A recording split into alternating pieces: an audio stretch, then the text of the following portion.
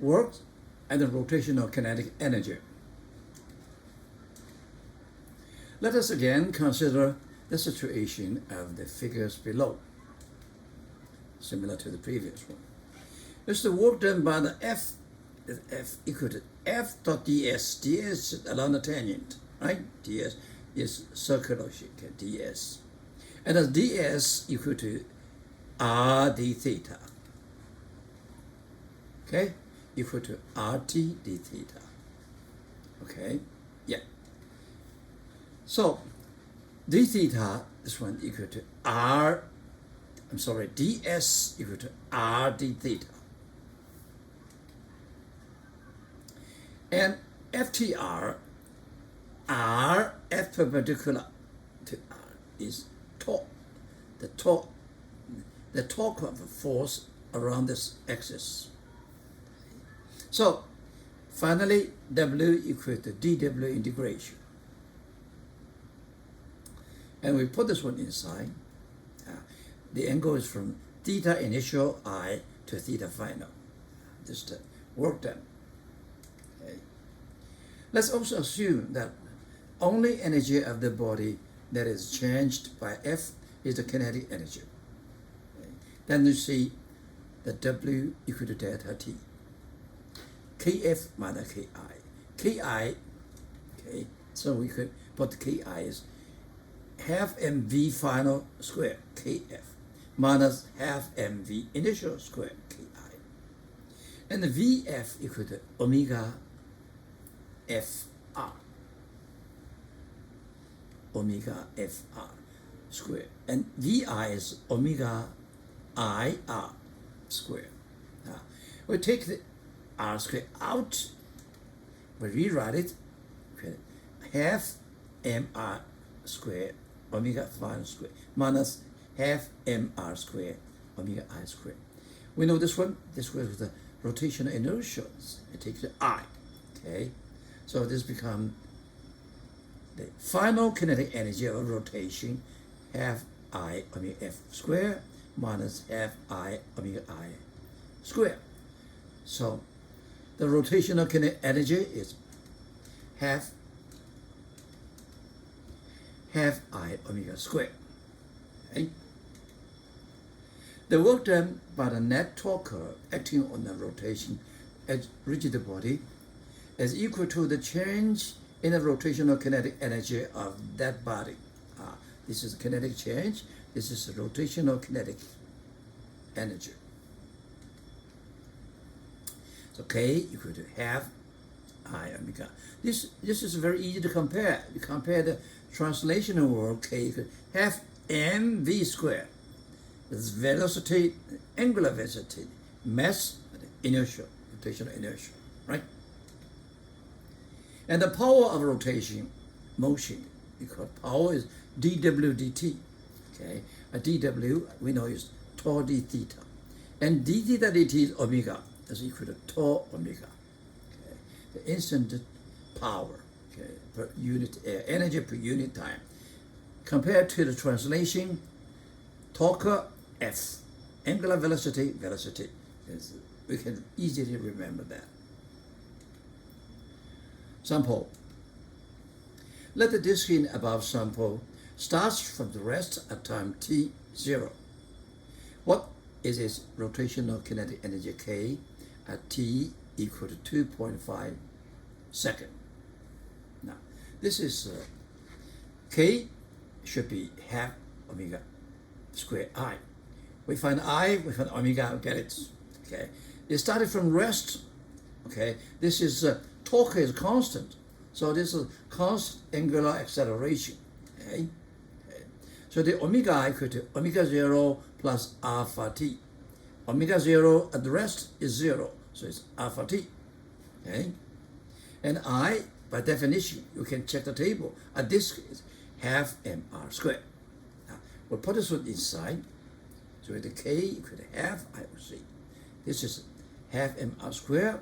This is alpha t. Then we have everything. We put a number inside. We get the answer. 90 joule. This is the kinetic. Before 0, the kinetic change is also 93. Okay, this kinetic change because of the gravitational force to works. Okay, the same work. Question B. Kf equal to Ki plus 0. Okay, and initially Ki is 0.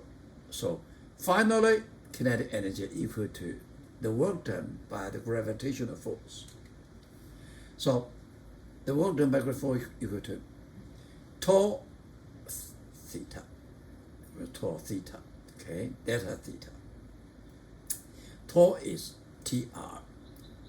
Theta F we can find out. Theta I is 0. Okay, this is a theta F equal to omega I t plus half alpha t squared. Omega I is 0, starting from rest, okay, 0. So we get half alpha t.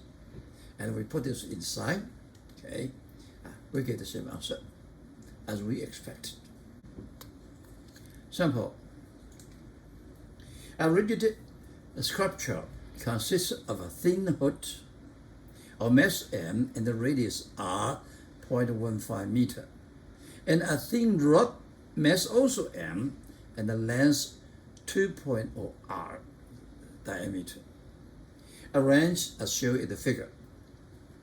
The sculpture can pivot around at a horizontal axis in the plane of the hoop, passing through its center. This is axis, rotation axis. Question A. In terms of M and R, what is the sculpture's rotational inertial I about the rotation axis? About this, what is the rotational I? We see, we can look at these two parts. One is rod, one is a ring, okay? So this rod, you find it initial around this axis, you can find the two parts. I come and concentrate all the mass here around this one. I come is very easy. This is ml squared over 12. We have learned 12. Okay, and this one m, this is m, and h is from the center to this rotate is 2r, or r plus half of l. We calculate 4.33 mr squared. And this ring around this diameter, we can check the table. Okay, this is I hold. Okay, it's half mr squared plus 3.33. Put together, you get about 4.8 mr squared. This is the answer. Question B. Starting from rest, the sculpture rotates around the rotation axis from the initial upward orientation of the figure. Starting from this one, it rotates along this axis. What is the angular speed, omega, about the axis when it is inverted? Good, inverted.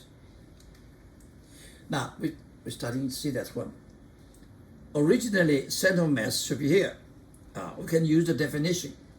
m1x1 plus m2x2 divided by m1 plus m2. Look at this one.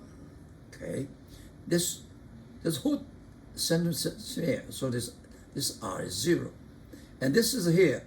So it'd be 2r. Okay, 2r over 2m. This is the r. Okay, yeah. This is why it is. So when we inverted the delta k plus delta u equal to 0. And delta k is final kinetic energy minus initial rotational kinetic energy equal to half I omega squared. This omega we have, okay, is what we want to find. Okay, and we see this I we have calculated 4.83 mr squared. We put them together. Delta u equal to is going down. Okay, it's going down. So the delta u is centered here. Goes m to the m is 2m. G delta h from here to here. Okay, from here to here is 2r and minus 2r. Then we see k delta u equal to 0. That means half omega minus 4kc, and we can find omega. Okay. A uniform rod of mass m equals 0.060 kilogram, and length L equals 0.20 meter, can be rotated frictionlessly around a horizontal axis. This is a horizontal axis. Okay. At one of its ends, this end. The rod is originally held horizontal and perpendicular to the axis. Find the angular velocity and acceleration after the rod is released from rest when 1. The rod is in horizontal position, 2. The rod is in vertical position. We want to find the angular acceleration. We need to find the torque first. At the beginning, theta equals to 0 horizontally, and with omega 0 is given. Okay. In order to find the torque, we have to divide this rod into many small sections dx. This is as a representative. X equal to 0 in this section. X equal to L in this section. Okay. We want to find the torque. By definition, torque equal to dmg, the weight multiplied the x. This is the torque. Okay. From where to where? From x equal to 0, x equal to L. We can relate it dx and dm. Dm equal to rho dx, the mass, g, the weight, x. Okay? So that's very simple. We can do it. And we know rho L is m. So this becomes half mgl. Once we know the torque, and we know its angular acceleration at the beginning is tau over I. And I is around this one is by parallel theory is the I around the center mass is ml squared over 12 plus the center mass around this section is m half L squared. Then we can find omega r.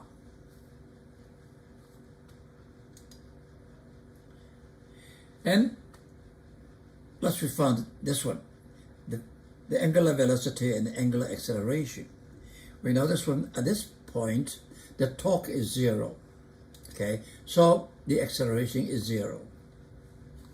Okay. And then we know this one, we know that we want to find the angular velocity, we use the mechanical energy concept. At the beginning, the center mass is here. At this one, the center mass low half L. So the delta U equal to mg delta y equal to half L. Equal is kinetic energy. So we can find this one. Okay, omega equal to 3g of L. Because this I, we can know this one, 1/3 ml squared.